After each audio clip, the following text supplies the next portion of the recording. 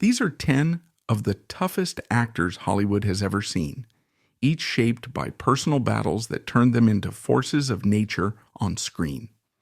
Danny Trejo's journey remains one of the most dramatic reversals of fortune in Hollywood. He was born in Los Angeles into a world thick with street violence, and from his earliest memories, gang culture pulsed around him. As a young man, he steered rapidly down a dark path, getting entangled in armed robberies and drug deals that eventually led to multiple stints behind bars, including at the notorious San Quentin State Prison. There, Trejo realized that survival demanded discipline stronger than any personal demons. He embraced boxing as more than a sport. It was a mode of self-discovery, a means of channeling anger and hopelessness into a rigorous code of conduct.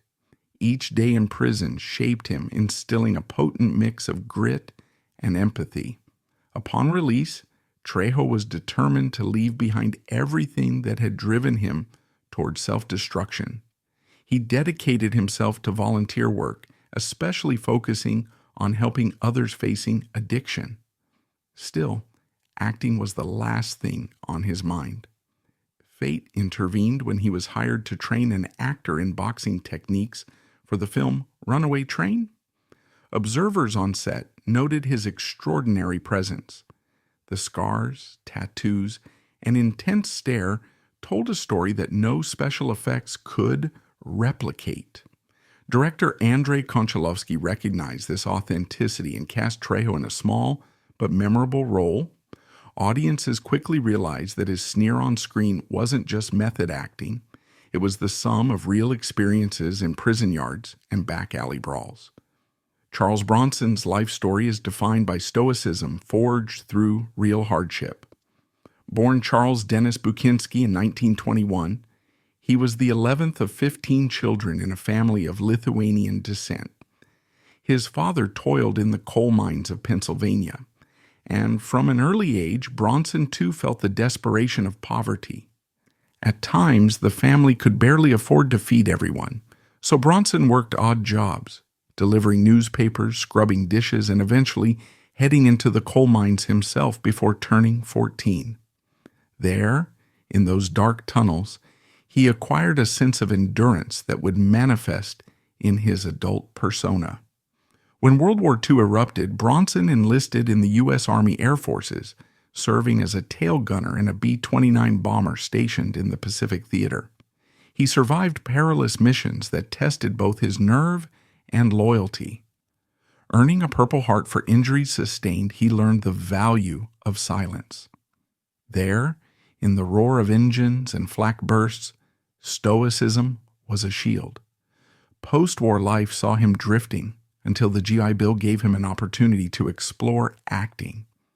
Realizing how unwieldy his birth name would be, he adopted Bronson, which felt both succinct and forceful, perfectly capturing his raw presence. Initially, he was cast in minor roles. Directors recognized that Bronson, never a conventional pretty boy leading man, radiated something primal. By the time he starred in John Sturgis's The Magnificent Seven, 1960, and later The Great Escape, 1963, audiences saw the coalescence of his war experiences and coal mining grit. He specialized in characters who spoke little but acted decisively, gunslingers, vigilantes, or laconic heroes who employed violence without blinking. His iconic status soared with the Death Wish series, playing Paul Kersey, a vigilante who channeled personal tragedy into a ruthless crusade. Despite moral controversies around the film's vigilantism, Bronson's performance was so convincing that it embedded itself in American pop culture as the epitome of the unstoppable tough guy. Victor McLaglen embodied the spirit of a boisterous adventurer who used his real-life brawn to conquer Hollywood. Born on December 10, 1886 in Tunbridge Wells, England, he was the son of a Protestant clergyman who likely had very different hopes for his child. But McLaglen's restlessness was evident from his teen years. At 17, he attempted to enlist for the Second Boer War, only to have his father intervene. This thwarted dream of military glory led him to wander the globe, seeking out physical challenges wherever he went. In Canada, he toiled on farms, practicing wrestling moves on anyone willing to test him. Soon, circuses and traveling shows recognized his potential, a giant standing well over 6 feet, broad-shouldered, with the comedic spark to charm an audience and the fist to back it up. He turned to professional boxing, roaming through the United States, Australia, and even South Africa, sometimes winning fights, sometimes losing in gritty slugfests. Legend has it that McLaglen once sparred with world heavyweight champion Jack Johnson, lasting 6 rounds in a bruising contest that showcased how tough he truly was. When World War I erupted, McLaglen finally entered the uniform he'd long dreamt of, serving as a lieutenant in the Middlesex Regiment and eventually heading to the Middle East. After the armistice, he tried returning to boxing, but found the ring overshadowed by a new calling, acting. In 1920, he got a pivotal role in the film The Call of the Road. The silent film era suited McLaglen's formidable persona. He quickly ascended to stardom in British productions and by 1925 moved to Hollywood. Over the next decade, he became a leading man, especially adept at depicting brawny, no-nonsense types. Bruce Lee remains one of the most transformative figures in martial arts history. Born in San Francisco in 1940 but raised largely in Hong Kong, he was exposed to street scuffles and local gang culture early on. This shaped him into a fierce practitioner of Wing Chun under the tutelage of the legendary Ip Man. Yet Lee's ambitions extended beyond local contests. Relocating to the United States in his late teens, he balanced studies in philosophy at the University of Washington with teaching martial arts to a diverse array of students. An unorthodox act at a time when many believed Chinese martial arts secrets should remain within the community. Lee's first brush with American fame came when he appeared as Kato in the TV series The Green Hornet, 1966 to 1967. Though relegated to a sidekick role, he dazzled viewers with his speed and agility. When the series ended, Lee found Hollywood largely unwilling to cast him as a lead. Disillusioned, he returned to Hong Kong and discovered he was already a major star there. The Green Hornet aired under the title The Kato Show, positioning him center stage.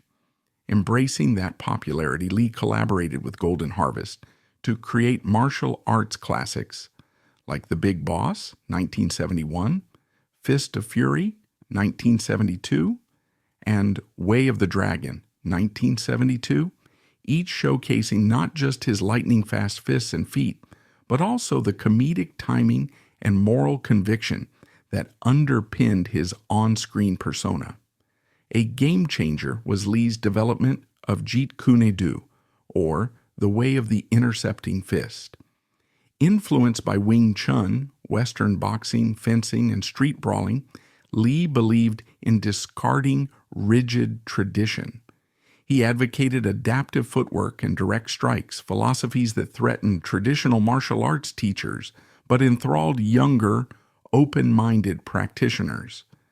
Returning to the U.S. for Enter the Dragon, 1973, Lee finally bridged the East-West gap in cinema, demonstrating that a Chinese lead could anchor a Hollywood blockbuster. Tragically, he died weeks before the film's release, succumbing to a brain aneurysm at only 32. The shock rippled across continents. Fans mourned the sudden silencing of a new global superstar. Lee's impact was profound. He inspired generations of martial artists. From Jackie Chan's comedic stunts to Jet Li's polished wushu to Jean-Claude Van Damme's flashy spin kicks. Even beyond martial arts, his philosophies about self-actualization and freedom in training continue to resonate. He elevated the depiction of Asian characters in Western media, giving them agency and dignity. By choreographing his own fights, writing scripts, and even directing, Lee insisted on creative control, rare for an actor of color in his era. The synergy of real combat experience and philosophical depth made him more than a movie star. He became an icon, a man whose one-inch punch and lightning footwork remain benchmarks for authenticity in action cinema. James Doohan, best known as Lieutenant Commander Montgomery Scotty Scott from Star Trek, lived a real-life war epic that overshadowed even the futuristic adventures he portrayed. Born in 1920 in British Columbia, Canada, Doohan was initially drawn to engineering and flight. World War II erupted, and he joined the Royal Canadian Artillery, soon becoming an officer. He famously participated in the D-Day landings on Juno Beach in June 1944, an event so dangerous that many regiments suffered devastating casualties. In the chaos, Doohan led his men bravely, pushing inland under the constant threat of machine gun fire and landmines. That night, tragedy struck. Unaware that Doohan's unit had advanced, a Canadian sentry mistook him for an enemy and opened fire.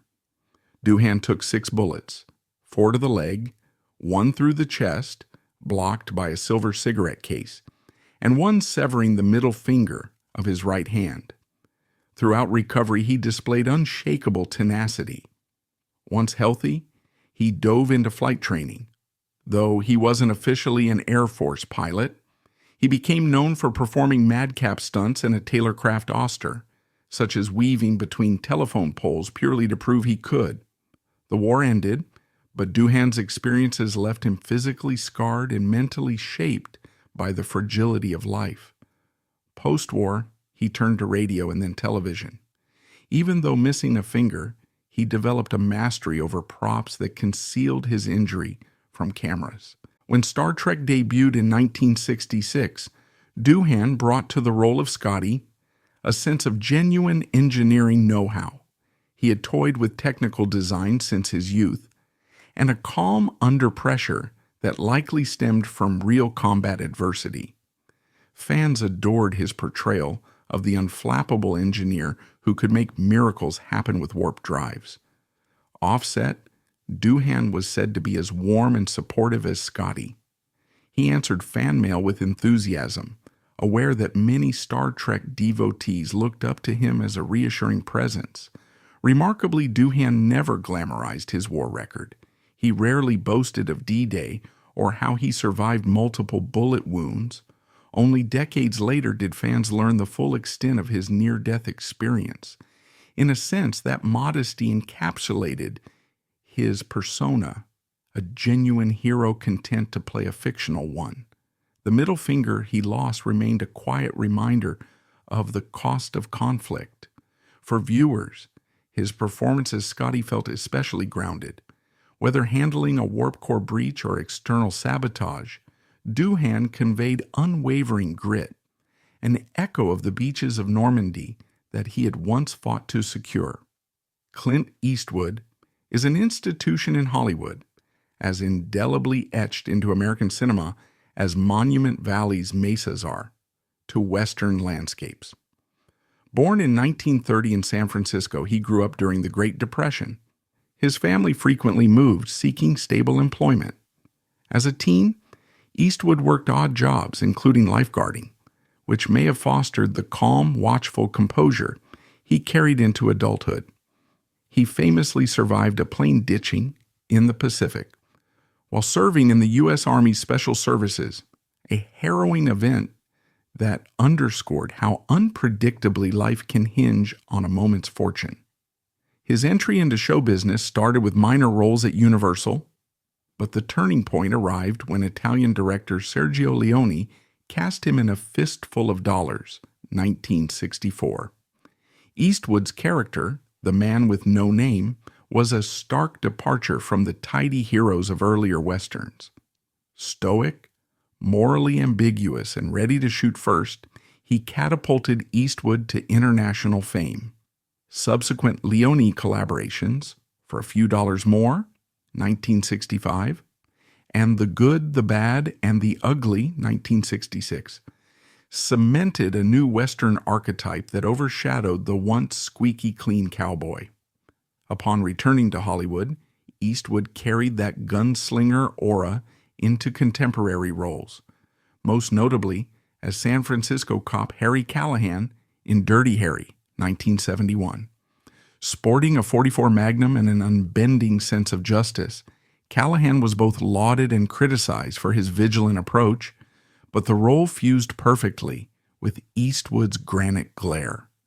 Throughout the 1970s and 1980s, he balanced tough guy thrillers with offbeat projects like Every Which Way But Loose, 1978, demonstrating comedic flair alongside an orangutan co-star, a departure for someone typically cast as lethal or brooding.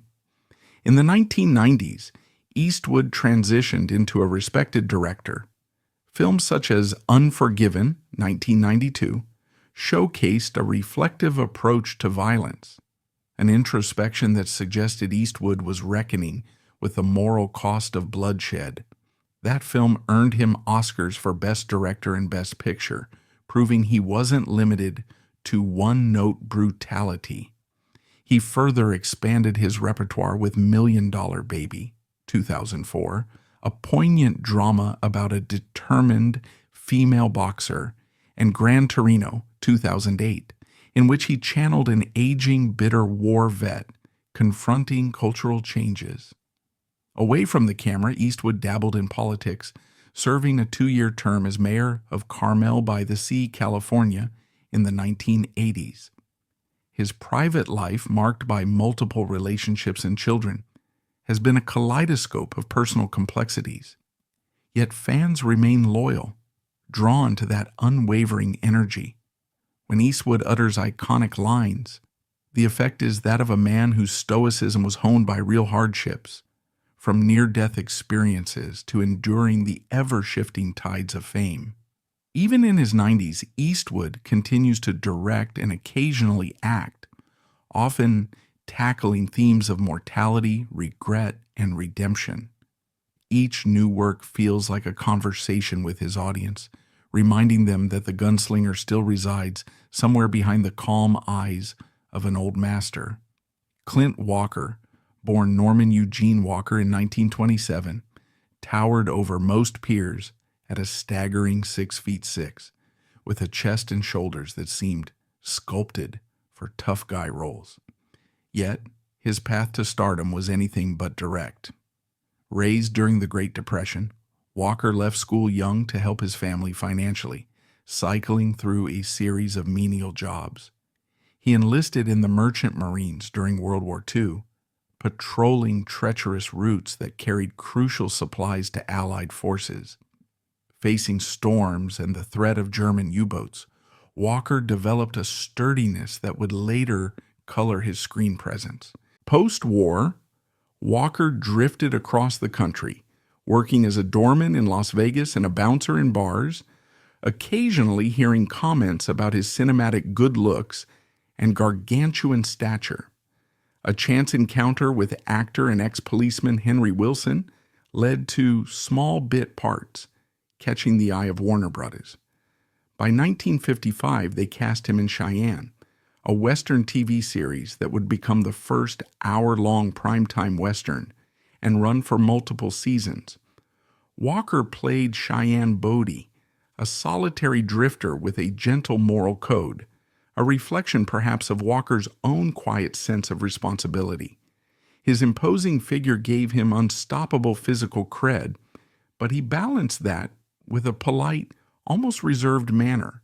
Audiences responded enthusiastically. Filming Cheyenne wasn't always smooth. Walker clashed with producers over pay and creative freedoms, even walking away from the show at one point. But fan support was so strong that the studio had to negotiate to bring him back. After Cheyenne, Walker branched into films like Fort Dobbs, 1958, and Yellowstone Kelly, 1959, further cementing his brand as the quiet tower of Western justice.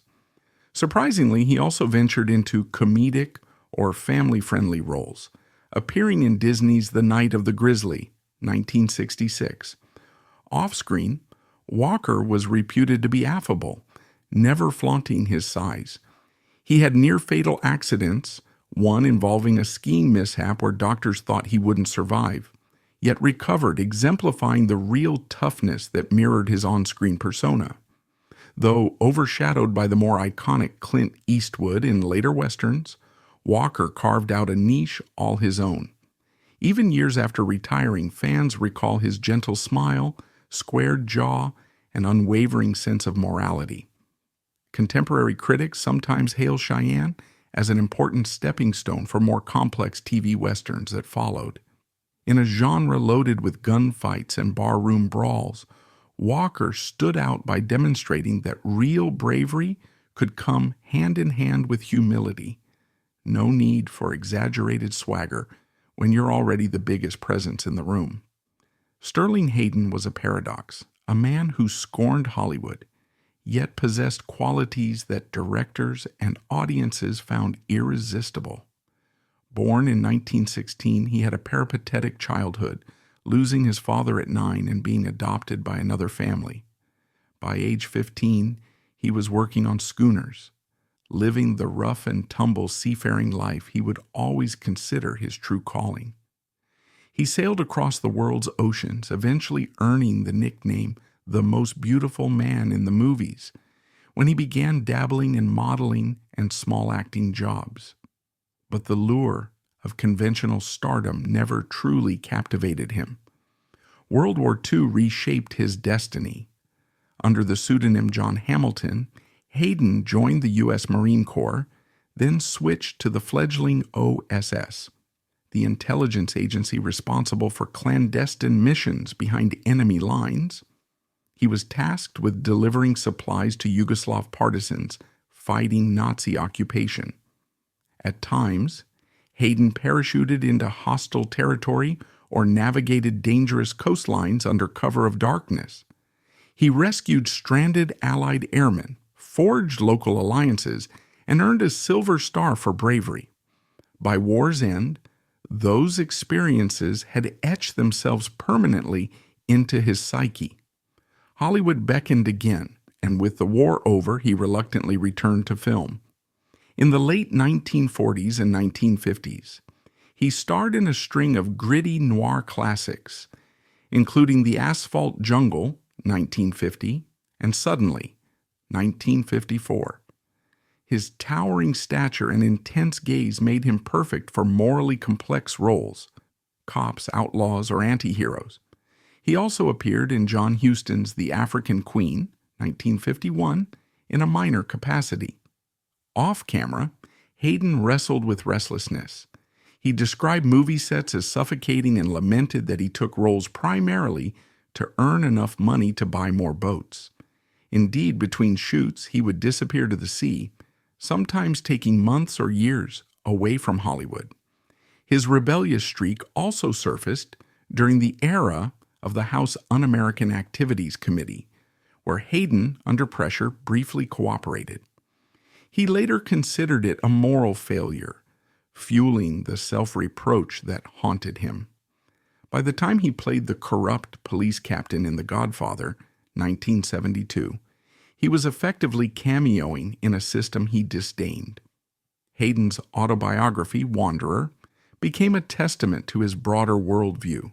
He revered freedom, both creatively and physically, and found the film industry's glamour hollow. Ironically, that sincerity only heightened his appeal.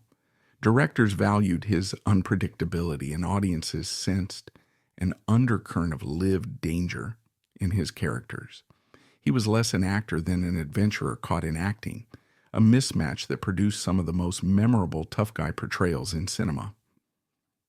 Lee Marvin was born in 1924 to a middle-class family, but he soon found that life took him down a perilous path. Enlisting in the U.S. Marine Corps during the World War II, he endured some of the most savage combat in the Pacific Theater. Marvin was seriously wounded in the Battle of Saipan, where the majority of his platoon did not survive. These experiences forged a profound sense of disillusionment and realism in him. He returned home with scars both physical and psychological. Rather than retreat into anonymity, Marvin discovered that his steel resolve and laconic wit could be parlayed into acting. In the early 1950s, he landed small roles, typically cast as a heavier henchman in westerns and crime films. His chiseled features, resonant voice, and unwavering stare gave him the aura of someone who genuinely understood life and death stakes. Gradually, directors noticed that Marvin brought unexpected depth to these roles. He could flick from terrifying to oddly sympathetic in a single glance. By the time he appeared in The Wild One, 1953, opposite Marlon Brando, he had honed an ability to command scenes without overshadowing them, a balance of presence and restraint. The 1960s saw Marvin leap to bigger roles. He shone in episodes of television anthologies and snagged supporting parts in major motion pictures, culminating in a breakthrough when he starred in Cat Ballou, 1965. Playing both the drunken outlaw Kid Shalene and his menacing gunslinger twin, Marvin dazzled critics with comedic range, winning the Academy Award for Best Actor. His ascent continued with The Professionals, 1966, but it was The Dirty Dozen, 1967, that forever inscribed Marvin's name in the annals of tough guy lore. Depicting Major Reisman, a cynical officer tasked with whipping a group of criminal soldiers into a lethal strike force, Marvin wore the role like a glove. The authenticity in his performance and ex-Marine commanding misfits reminded audiences that he had once led men in real combat. Marvin's personal life echoed his rugged screen image. He was unafraid to voice controversial opinions or engage in boozy escapades. Offered the role of Quint in Jaws, 1975, he reportedly declined because it didn't involve fighting a genuine shark, finding the concept inauthentic. In The Delta Force, 1986, one of his final roles, he starred alongside Chuck Norris, capping his career with a salute to paramilitary grit. Marvin died in 1987 and was buried in Arlington National Cemetery, a Marine to the last.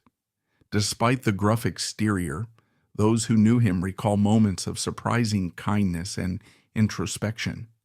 The synergy between real war experiences and his on-screen persona left a profound mark on Hollywood's portrayal of men hardened by adversity. Christopher Lee, born in 1922, possessed a towering stature of 6'4" and a voice that dripped with aristocratic menace.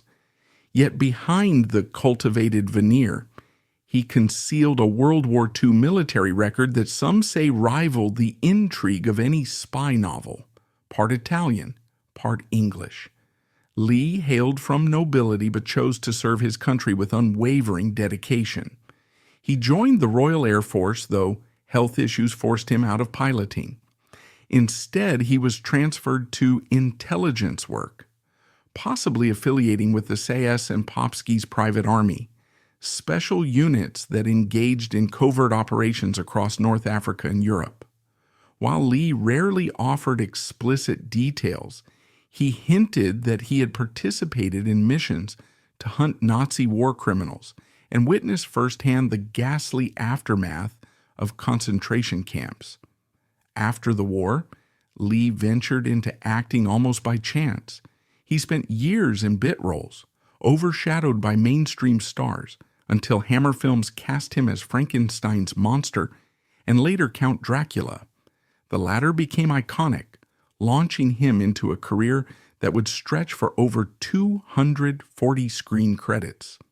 His interpretation of Dracula was refined yet feral, melding regality and savage intent in a way no other actor ever replicated. He then diversified, playing the Mummy and Fu Manchu, among others. A highlight came when he portrayed Francisco Scaramanga in the Bond film The Man with the Golden Gun, 1974. Off-screen, he was rumored to be a cousin of Ian Fleming, the Bond creator, adding another layer of mystique. Even as he aged, Lee never shied from intense roles. In the 2000s, he soared to renewed fame as the treacherous Saruman in the Lord of the Rings trilogy and Count Dooku in the Star Wars prequels. Younger viewers discovered a new dimension to his gravitas. He also recorded symphonic metal albums, showcasing a robust singing voice that matched the drama of his filmography. Lee was fluent in multiple languages: English, Italian, French, German, Spanish, Swedish, Russian, and Greek, a skill that served him well in intelligence work. When asked about filming violent scenes, he occasionally revealed glimpses of his wartime recollections, implying that he knew precisely how a person sounded when stabbed. That authenticity unnerved directors who realized he wasn't merely drawing from imagination. Lee's final years were marked by a majestic sense of achievement. Though well into his 80s and 90s, he embraced fresh challenges, never ceding his thirst for creativity. Upon landing in Prague for a shoot, he quipped to producers that the honor guard might be there for him personally, referencing clandestine missions decades prior. Whether fighting wizards, Jedi Knights, or ancient curses, Lee brought a depth that sprang from confronting true horrors. When he passed in 2015, it felt like the loss of an irreplaceable link between Hollywood spectacle and real battlefield valor, a final curtain for an era of unvarnished conviction. These 10 actors channeled genuine hardships into indelible screen personas, illustrating that real-life trials forge a unique kind of cinematic grit.